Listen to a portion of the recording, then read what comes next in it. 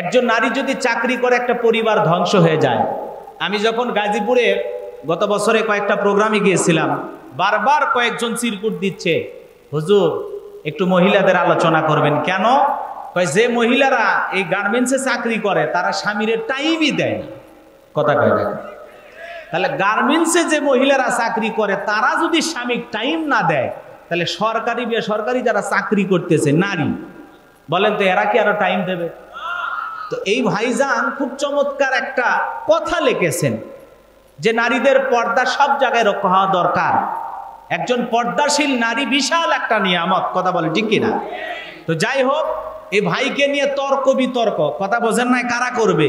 ওই যে বোঝেন নাই, কথা বোঝেন নাই, যাদের পর্দা ভালো লাগে না, যারা বিশ্ববিদ্যালয়ে বলে তোমরা হেজাব নেকাব খুলে এই জায়গায় পড়তে আসো, এই সমস্ত মানুষদের কাছে পর্দা ভালো লাগবে না। কথা বলেন ঠিক কিনা? আবার এই ভাইটি কেবলই মনে করেন একটু ক্রিকেট খেলার জন্য বাংলাদেশ টিমে ঢুকেছে, আর এদের চুলকানি শুরু হয়ে গেছে সেই 2022 সালে যেটা ফেসবুকে লিখেছে সেইটা নিয়ে। কথা কি বুঝতে পারছেন? অতি টানে মুখে কি সুন্দর সুন্নতি দাড়ি একটু দেখা যায় তো। কথা কি বোঝেন নাই? নিজের ভিতরে আমল আছে, সুন্নতি দাড়ি দেখা যায়, পর্দা নিয়ে কথা বলে। হ্যাঁ, নারীদের এই পর্দার বিষয় তুলে ধরে কেন বলেন তো? মুসলমান হিসাবে একটু বলেন তো, পর্দা নফল না ফরজ? আচ্ছা, এটা যাদের সহ্য হয় না এরা কি মুসলমান হতে পারে? জোরে বলেন, মুসলমান হতে পারে? যারা নাস্তিক, যারা ইসলাম বিদ্বেষী, যারা এই সমাজে নারীকে নগ্নতার দিকে, অশ্লীলতার দিকে ধাবিত করতে চায়, এদের কাছে পর্দা সহ্য হয় না। কথা বলেন ঠিক কিনা? এ তো মনে রাখবেন, আল্লাহ তাআলা বলেছেন ওয়াকরনা ফি বুয়ুতিকুন্না ওয়ালা তাবাররাজনা তাবাররুজাল জাহিলিয়াতিল উলা, নারীরা তোমরা ঘরের ভিতর অবস্থান করো, খবরদার জাহিলিয়াতের যুগের মেয়েদের মতো নোংরা অশ্লীল পোশাক পরে নিজের দেহকে প্রদর্শন করো না। কথা বলেন ঠিক কিনা? নারীরা পর্দা করলে তার সম্মান মর্যাদা বাড়বে। কথা বলেন ঠিক কিনা? পর্দা হলো নারীর সিকিউরিটি, পর্দা নারীকে নিরাপত্তা দেবে। একজন পর্দাশীল নারীর উপরে আল্লাহর রহমত নাজিল হয়। কথা বলে ঠিক কিনা? কোন সম্ভ্রান্ত ভদ্র ফ্যামিলির মেয়ে বেপর্দায় চলতে পারে? আজকে যারা পর্দা নিয়ে চুলকানি হয়, যাদের দাড়ি দেখলে চুলকায়, এরা কোনোদিন মুসলমানের বন্ধু হতে পারে না। এই জন্য মুসলমান আপনাকে আমাকে সতর্ক থাকতে হবে। যারা আল্লাহর বিধানের বিরুদ্ধে কথা বলবে, পর্দার বিরুদ্ধে কথা বলবে, দাড়ির বিরুদ্ধে কথা বলবে, টুপির বিরুদ্ধে কথা বলবে, তাদের বাপ ভাঙা জবাব দেওয়ার জন্য প্রয়োজনে বুকের তাজা রক্ত দিতে কারা কারা রাজি? দু হাত তুলে আল্লাহকে দেখা। লিল্লাহে তাকবীর, লিল্লাহে তাকবীর। হাত টান টান করে তোলেন। দ্বীনের জন্য, ইসলামের জন্য আমাদের জীবন দিতে আমরা রাজি আছি তো ইনশাআল্লাহ? রাজি আছি তো ইনশাআল্লাহ? বাতিলকে ভয় পেলে হবে না। বাতিল ঘাড়ে সেকে, এদিকে খেয়াল করেন, বাতিল ঘাড়ে চেপে আপনার আমার আবার গাল চুলকাবে। কথা কর না কেন? এই জন্য বাতিলকে সুযোগ দেওয়া যাবে না। ইসলাম বিদ্বেষী যত মানুষ ইসলামের বিরুদ্ধে কথা বলবে, আপনাকে আমাকে এগিয়ে যেতে হবে। যারা ইসলামের কল্যাণে কথা বলবে তাদের পাশে দাঁড়াতে হবে। আমাদের এই প্রিয় তামজিদ সাকিব ভাইয়ের জন্য আমাদের দোয়া ভালোবাসা আছে না নাই? যারা যেই জায়গায় থেকে, যে প্ল্যাটফর্মে থেকে ইসলামের কথা বলবে তাদের জন্য আমাদের দোয়া ভালোবাসা আছে না নাই? একটু হাত তোলেন, টান টান করে হাত তোলেন। দ্বীনের জন্য আমরা জীবন দিতে রাজি আছি তো ইনশাআল্লাহ? কয়দিন দুনিয়াতে বাঁচবো, বাতিলের চামচামি করার সুযোগ নাই। কারো পাঁচাটা গোলাম হতে আমরা রাজি নাই। আমরা গোলামির জিন্দেগি মেনে নিতে রাজি নাই। আমরা মুসলমান, আমরা বীরের জাত। কথা বলেন ঠিক কিনা? যে কয়দিন আল্লাহর জমিনে বাঁচবো, মাথা উঁচু করে বাঁচবো। লিল্লাহে তাকবীর। এই জন্য দ্বীনের জন্য, ইসলামের জন্য আমাদের জান মাল সব দিতে আমরা রাজি আছি তো ইনশাআল্লাহ? রাজি আছি তো ইনশাআল্লাহ? আল্লাহ রাব্বুল আলামিন বলেন, ইন্নাল্লাহা আশতারা মিনাল মুমিনিনা আনফুসাহুম ওয়া আমওয়ালাহুম বিআন্না লাহুমুল জান্নাহ, নিশ্চয়ই মুমিন বান্দাদের জান মাল আমি আল্লাহ ক্রয় করে নিয়েছি, বিনিময়ে দেব জান্নাত। বলুন সুবহানাল্লাহ। তাহলে বলেন তো বাজান, আপনার আমার জীবনের মালিক কে? এ নওগাঁর যুবকেরা ভালো করে বলো তো, এই জীবনের মালিক কে? প্রেম করবা আর ডানা পার্কে নিয়ে যা প্রেমিকাকে ডায়লগ দিবা, এ জীবন তোমার, তুমি শুধু আমার। ওরে হাইব্রিড যুবক, এই জীবনের মালিক কে? আপনার আমার সম্পদের মালিক কে? আল্লাহর দেয়া জীবন, আল্লাহর দেয়া সম্পদ আল্লাহর পথে খরচ করতে রাজি আছি তো মুসলমান? কারা কারা রাজি আছি? দুই হাত তুলে লিল্লাহে তাকবীর, লিল্লাহে তাকবীর। রব্বুল আলামিন সকাল থেকে একটু বৃষ্টি পড়তেছিল, এরপরে আবার সন্ধ্যার আগে বিকেলবেলা একটু হয়েছে। প্রতিপক্ষের ভাইরা বড় অস্থির হয়ে বারবার তোমার কাছে দোয়া করেছে, মালিক আমি আলোচনা শুরু করব, তুমি আসমান থেকে সবই দেখতেছো গো আল্লাহ।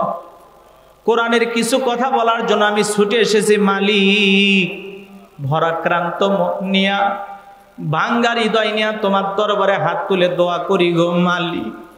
তোমার কুদরতি কদমে পড়ে বলি গো আল্লাহ, যদি 1-1.5 ঘন্টা আনন্দনগরের মাটিতে বৃষ্টি না দাও, তোমার গোলামেরা তোমার কোরআন শুনতে পাবে।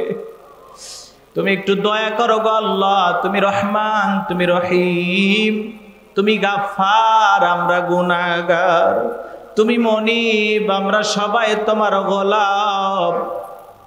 তোমার যদি দয়া হয় এই কোরআনের মাহফিল চলবে, তাহলে বৃষ্টি দিও না, 1-1.5-2 ঘন্টার মধ্যে আমরা মাহফিলটা শেষ করে দেব গো আল্লাহ।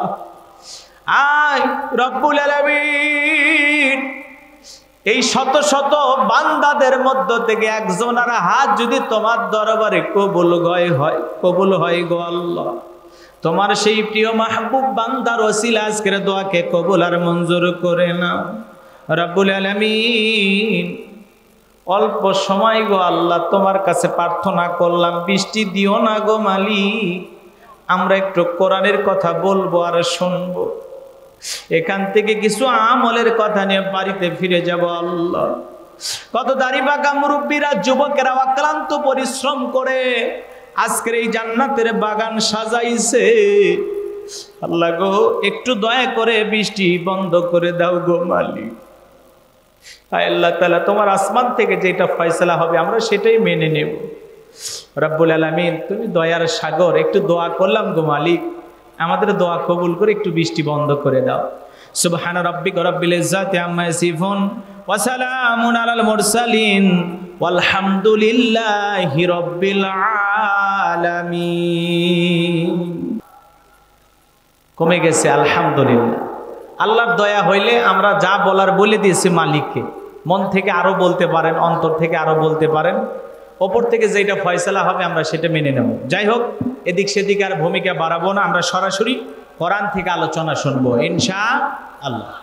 ইন্নাল হামদালিল্লাহি লাকারামিল্লাযী খালাকাল ইনসানা ওয়া কাররামা ওয়া আল্লামাহু মিনাল বায়ানি মা লাম ইয়ালাম ফাসুবহানাল্লাযী লা ইহসা ইমতিনানুহু বিল লিসানি ওয়ালা বিল কলাম নাশহাদু আল্লা ইলাহা ইল্লাল্লাহু ওয়াহদাহু লা শারীকা লাহু ওয়া নাশহাদু আন্না সাইয়্যিদানা ওয়া সানাদানা ওয়া হাবিবানা ওয়া মাওলানা মুহাম্মাদান আবদুহু ওয়া রাসূলুহু আল্লাযী আরসালাহু বিল হাক্কি বাশীরান ওয়া নাযীরা ওয়া দাঈয়ান ইলাল্লাহি বিইذনিহি ওয়া সিরাজান ওয়া কমারাম মুনীরা।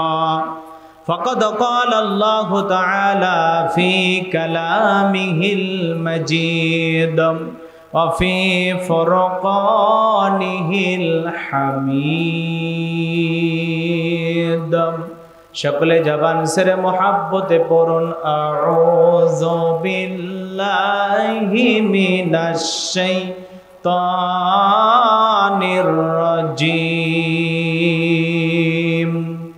বিসমিল্লাহির রাহমানির রাহিম।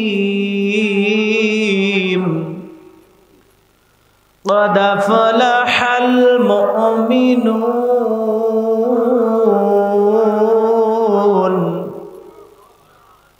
الذين هم في صلاتهم خاشعون صدقت يا رب العالمين.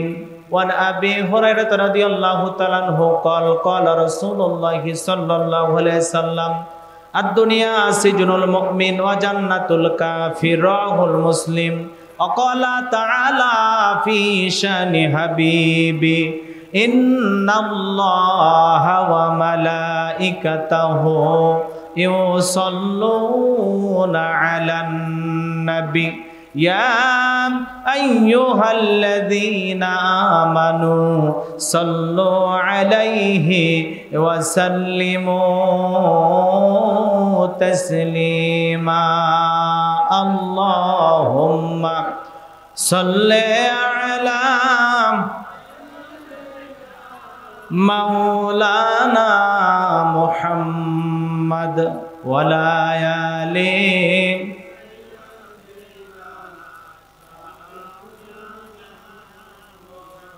জন্মিলেন কুরাইশ কুলে পালিত হালিমার কোলে চরান ছাগল বন জঙ্গলে তুমি বৈজ্ঞানিকের মূল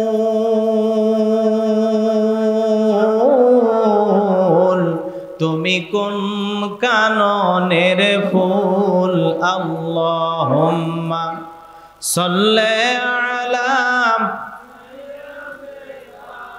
মাওলানা ওয়ালা আলিহি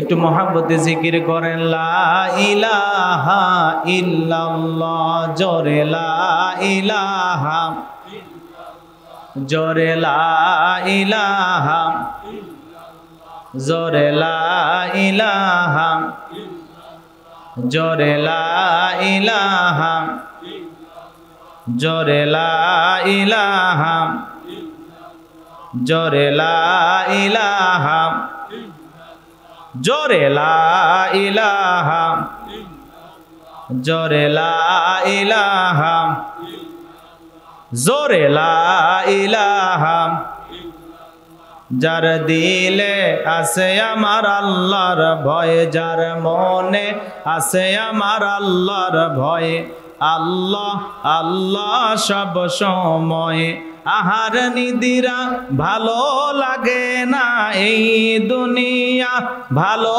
লাগে না ভালো লাগে শুধু ইল্লাল্লাহ লা ইলাহা জোরে লা ইলাহা লা ইলাহা ইল্লাল্লাহু মুহাম্মাদুর রাসূলুল্লাহ জবান ছেড়ে এক বাক্যে পড়ছি সাল্লাল্লাহু আলাইহি ওয়াসাল্লাম। তাহলে আমরা ঈমান এনেছি, এতে কোনো সন্দেহ আছে? আমরা সবাই ঈমানদার তো ইনশাআল্লাহ। আচ্ছা, এদিক খেয়াল করেন, ঈমান আনার পরে মুমিন জীবনের সবচেয়ে গুরুত্বপূর্ণ ইবাদতের নাম হলো সালাত। জোরে বলেন কি? তো আল্লাহ পাক যখন মুমিনদের 7টা গুণাবলী নিয়ে আলোচনা করলেন, আমার আল্লাহ পাক সুবহানাহু ওয়া তাআলা সর্বপ্রথম সালাত দিয়ে শুরু করলেন। সুবহানাল্লাহ বলবেন না? যুবকেরা হতাশ হওয়ার কোনো কারণে আগে বলেছি এমন একটা বিষয় নিয়ে আলোচনা করব যাতে আপনাদের সকলেরই একটু মনের ভিতরে কিছু নিয়ে যেতে পারেন, মনের দিক দিয়ে অন্তত বলতে পারেন না হুজুর অনেক বিষয় নিয়ে আলোচনা করছে। কথাকে বোঝেন নাই? চলেন তাহলে আল্লাহ রাব্বুল আলামিন মুমিন বান্দার 7টা গুণাবলীর 1 নাম্বার গুণাবলী আমার আল্লাহ রাব্বুল আলামিন বলেন আল্লাযীনা হুম ফি সালাতিহিম খাশিউন।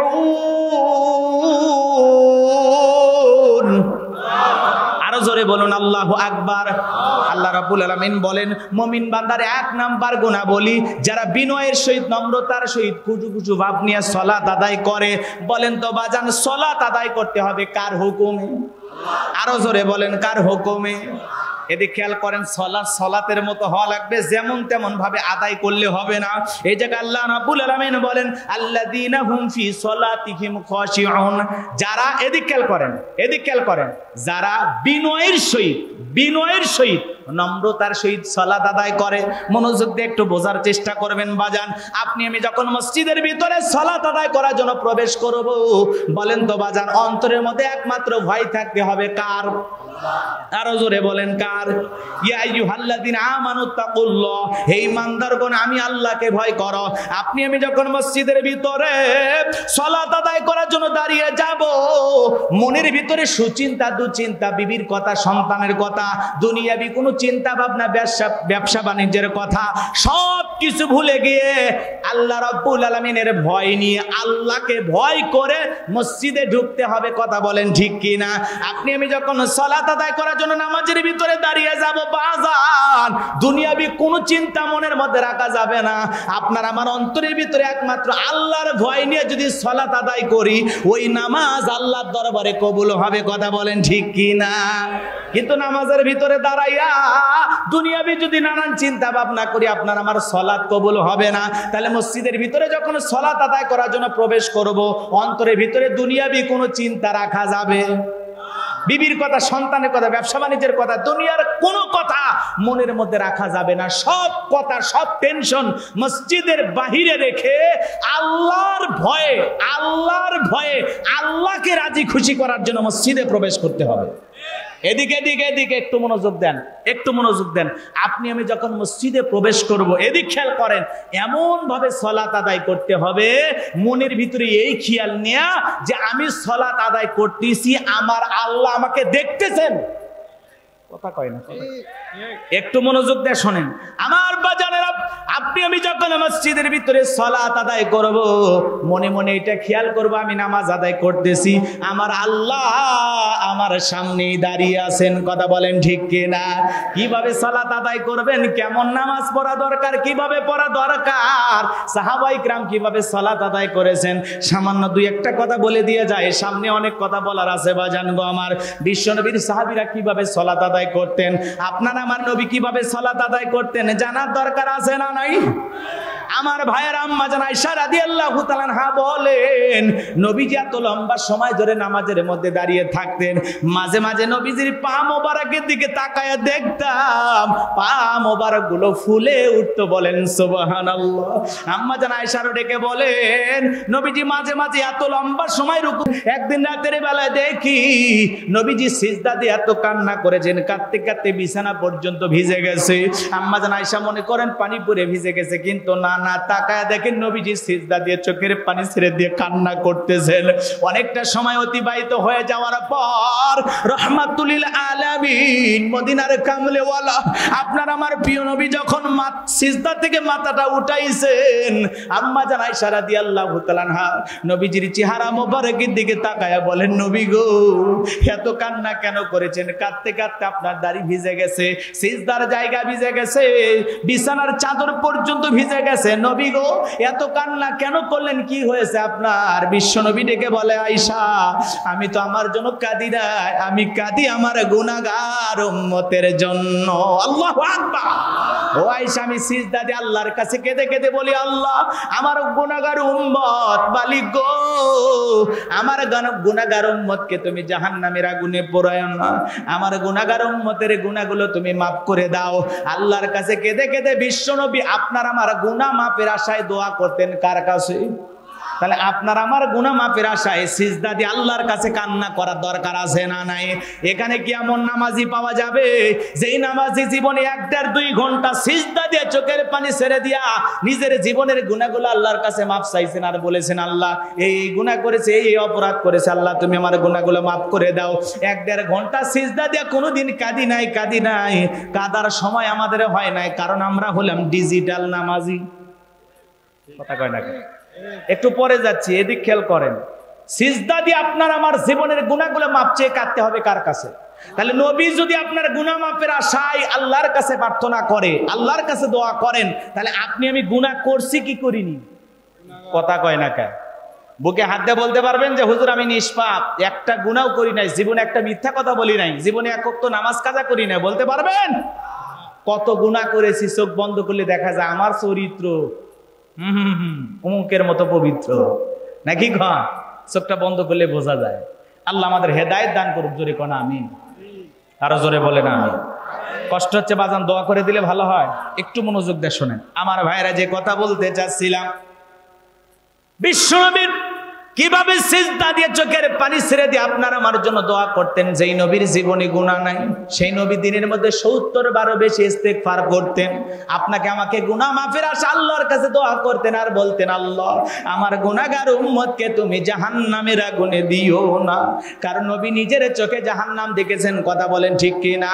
ওই জাহান্নাম বড় কঠিন জায়গা।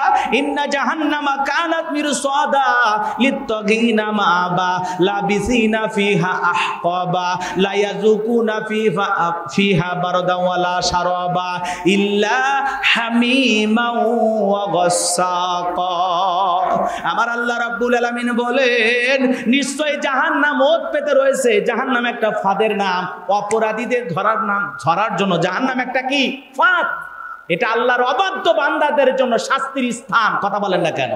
ভালো করে বোঝেন। আল্লাহ বলেন, ইন্না জাহান্নামা কানাত মিরসাদা, নিশ্চয়ই জাহান্নাম ওত পেতে রয়েছে আল্লাহর অবাধ্য বান্দাদের ধরার জন্য। পাখি ধরার জন্য যেমন ফাঁদ পাতা হয়, শিকারী ধরার জন্য যেমন ফাঁদ পাতা হয়, যারা গুনাহগার নাফরমান আল্লাহর অবাধ্য গোলাম তাদের জন্য জাহান্নাম ওত পেতে রয়েছে। ওই জাহান্নাম বড় কঠিন জায়গা। এটা হলো অপরাধীদের থাকার আবাসস্থল। ওই জাহান্নামের আগুনে যারা একবার জ্বলবে বাজা, ওই জাহান্নামের আগুনে জ্বলতে জ্বলতে পুড়তে পুড়তে দেহটা কয়লার মতো কালো হয়ে যাবে। জাহান্নামের চিৎকার মেরে আল্লাহর কাছে বলবে, আল্লাহ আমরা বড় ক্ষুধার্ত। ওই জাহান্নামের আগুনে জ্বলতে জ্বলতে জাহান্নামীরা ক্ষুধার্ত হয়ে যখন আল্লাহর কাছে খাবার প্রার্থনা করবে, আল্লাহ আমাদের খাইতে দাও, খাইতে দাও, খাইতে দাও। যেই জাহান্নামের আগুন ভীষণ যন্ত্রণার জায়গা। এ বাজান গো আমার, একবার যদি কারো দেহে জাহান্নামের আগুন লাইগা যায়, পা থেকে মাথা পর্যন্ত যন্ত্রণা শুরু হবে, কলিজাটা পুরো ছাই হয়ে যাবে। ওই জাহান্নামের আগুনের যন্ত্রণা সহ্য করা সম্ভব নয় বাজান, সম্ভব নয়। যেই জাহান্নামীর 1 ইঞ্চি জায়গা ফাঁকা নাই, যার মধ্যে আগুন নাই। হযরত আবু হুরায়রা বলেন, আল্লাহ পাক ওই জাহান্নামের আগুনকে 1000 বছর জ্বালায়া জাহান্নামের আগুনের কালার হয়েছিল সাদা, আবার 1000 বছর জ্বালায়া জাহান্নামের আগুনের কালার হয়েছিল লাল বর্ণ, আবার 1000 বছর জ্বালায়া জাহান্নামের আগুনের কালার হয়েছে কৃষ্ণ বরণ, অন্ধকার রাত্রির মতো কালো।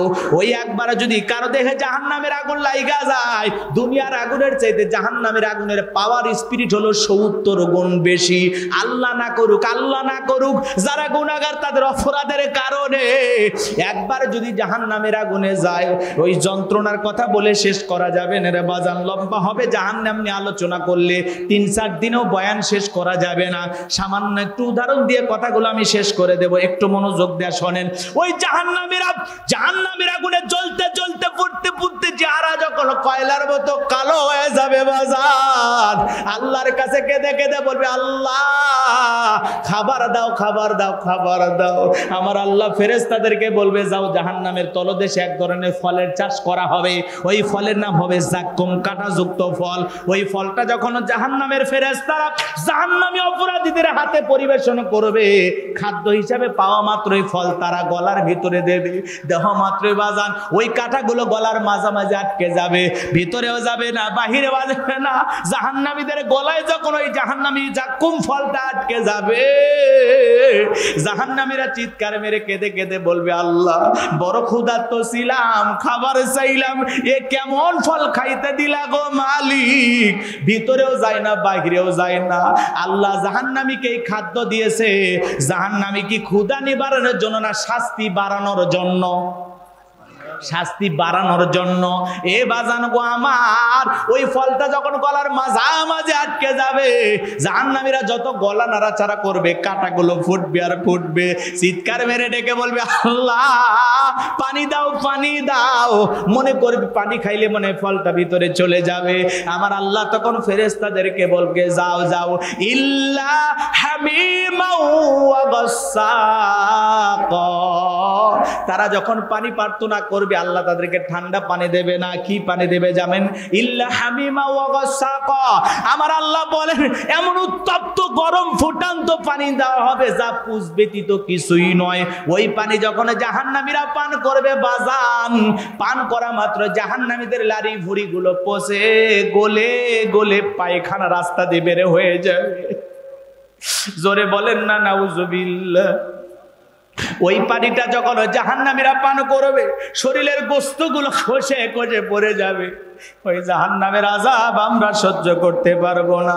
এই জন্য আল্লাহর কাছে বলা লাগবে, রব্বানা আতিনা ফিদ দুনিয়া হাসানাতাও ওয়া ফিল আখিরাতি হাসানাতাও ওয়া কিনা আযাবান নার। হে আমাদের রব, আমাদেরকে দুনিয়ার কল্যাণ দান করো, আখিরাতের কল্যাণ দান করো, আর ওই কঠিন জাহান্নামের আগুন থেকে মুক্তি দাও। আল্লাহু আকবার বলেন। জাহান্নাম থেকে প্রার্থনা করে দোয়া করতে হবে কার কাছে? জাহান্নাম থেকে বাঁচার জন্য দোয়া করতে হবে কার কাছে? এ বাজান, জাহান্নাম নিয়ে আলোচনা করতে গেলে আরো লম্বা সময় হবে। নবীজি সিজদাতে চোখের পানি ছেড়ে দিয়া আপনার আমার গুনাহ মাফের আশায় আপনাকে জাহান্নাম থেকে মুক্তি দেওয়ার জন্য আল্লাহর কাছে দোয়া প্রার্থনা করতেন। তাহলে নবী যদি সিজদা দিয়া কান্না করেন, নবীর উম্মত হিসাবে আমাদের গুনাহ মাফের আশায় আমাদের একটু কান্না করা দরকার আছে না? না, একটু মনোযোগ দিয়ে শুনেন সাহাবায়ে কেরাম কিভাবে সালাত আদায় করতেন। মরুভূমিতে সাহাবায়ে কেরাম যখন সালাত আদায় করার জন্য দাঁড়িয়ে যেতেন, ওই মরুভূমির পাখিগুলো খেজুর গাছ মনে করে সাহাবীদের কাঁধের উপরে বসে থাকতো, মাথার উপরে বসে থাকতো। বিশ্ব নবীর সাহাবীরা সালাতে এত মনোযোগ কাঁধে পাখি পড়ে আছে, মাথায় পাখি পড়ে আছে, সালাতের ভিতরে এত মনোযোগ কাঁধে পাখি পড়ে আছে, তারপরেও টের পাইতো না। সুবহানাল্লাহ বলেন।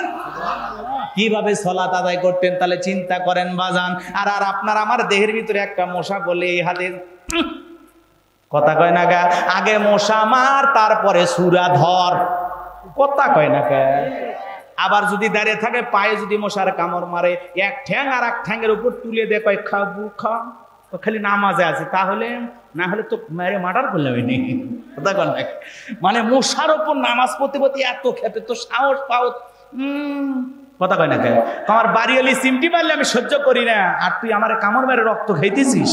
কথা কয় না, মানে নামাজের ভিতরে তারা বিরক্ত, দুই একটা মশা কামড় মারলে। আর সাহাবায়ে কেরাম পাখি পড়ে থাকে তারপরে টের পাইতো না। কথা বলে ঠিক কিনা?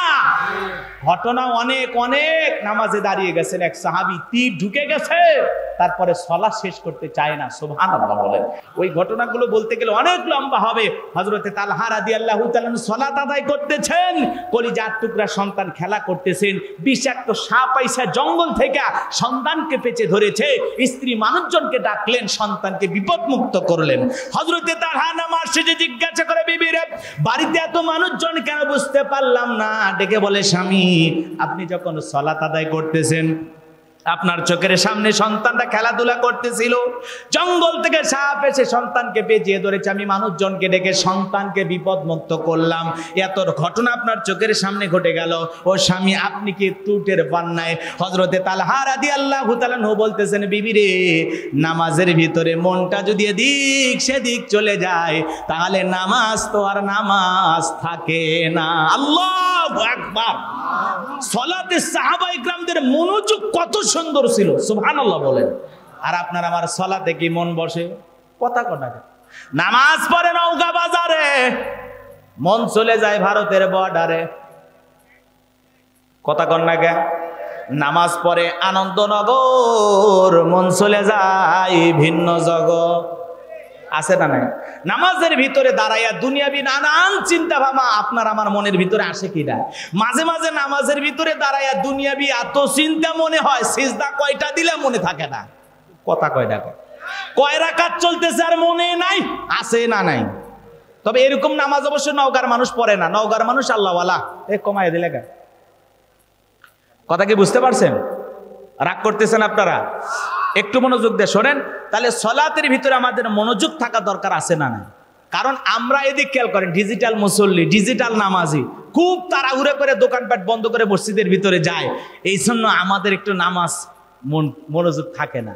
মনে হয় 2 মিনিট বেশি গেলে 2টা কাস্টমার বিদায় করতে পারতাম। ভাই, সালাতের ভিতরে দাঁড়াইয়া বলেন তো, মনের ভিতরে কোনো দুনিয়াবি চিন্তা রাখা যাবে?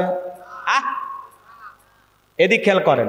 মাঝে মাঝে এমনও মুসল্লি পাওয়া যায়, নামাজ পড়তেছে, পড়তে পড়তে যদি কল আসে, হাত ছাড়িয়ে দিয়ে রিসিভ করে কয়, ভাই নামাজ চলতেছে। আছে আছে, আপনাদের এলাকায় নাই? জামাত চলতেছে, জামাত মনে করেন এক রাকাত চলে যাচ্ছে, ইমাম সাহেব রুকুত চলে গেছে, ওই অবস্থাও যদি কল আসে তাও রিসিভ করে, আসে না নাই? আর নামাজ পড়তে পড়তে মনে করেন ফ্যান চলতেছে, এসি চলতেছে, যদি খালি বিদ্যুৎ চলে যায়, আফসোস, লোডশেডিং এর বাংলাদেশ, আছে না নাই? এরকম বলে কিনা? মানে নামাজের ভিতরে দাঁড়াই একটু বিদ্যুৎ চলে গেলে মন খারাপ, মশা কামড় মারলে মন খারাপ, দুনিয়াবি চিন্তা ভাবনা আসলে কয় রাকাত ছেড়ে তো ভুলেই যায়, এরকম নামাজি আছে না নাই?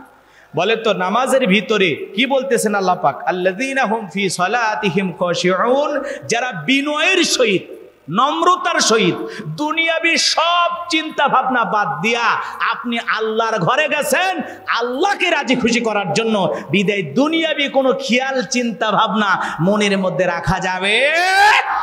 কথা কন নাকি আপনারা? নামাজের নিয়ত বাদে আবার ওযুখানায় যদি কেউ ট্যাপ ছেড়ে দেয়, বেকা হয়ে দেখে এ উত্তর পাড়ার অমুক ভাই আইছে, আছে না নাই? আছে, আছে আপনাদের এলাকায়। আবার দেখবেন নামাজ পড়তে পড়তে টুপি ঠিক করে, নামাজ পড়তে পড়তে লুঙ্গি ঠিক করে, নামাজ পড়তে পড়তে এরকম, আছে না নাই? কথা কর নাকি আপনারা? এ এলাকায় নাই?